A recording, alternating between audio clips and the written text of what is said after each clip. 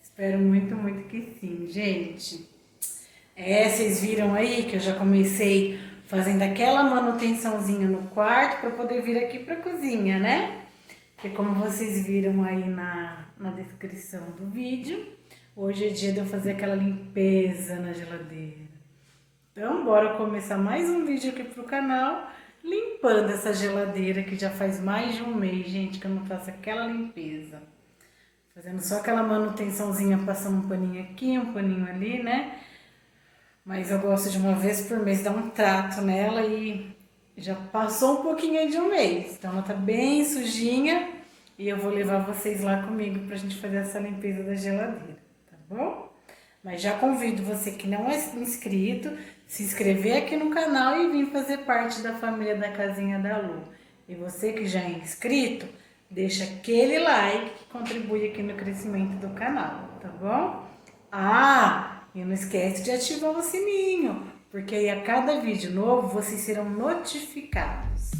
Bora lá?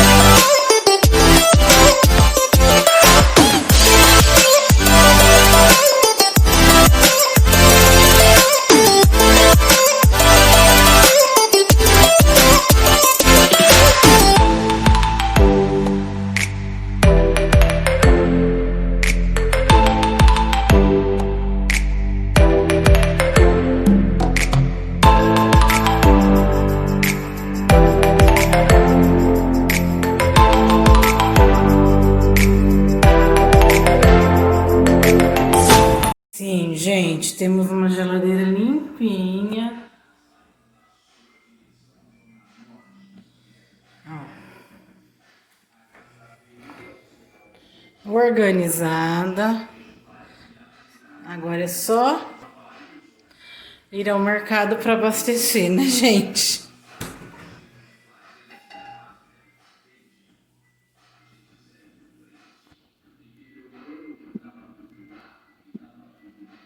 Ó, tava tudo sujo.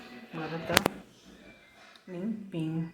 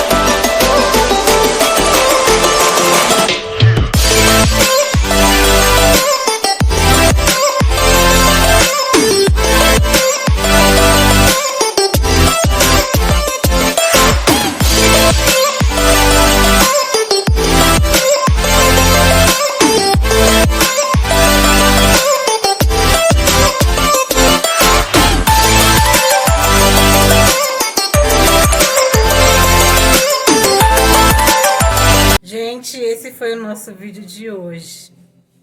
Espero muito que vocês tenham gostado de ter passado mais um dia aqui na casinha da Lu. Não esquece de avaliar, gente, esse vídeo que é muito importante pra mim, tá bom? Um super beijo e até o próximo vídeo. Tchau!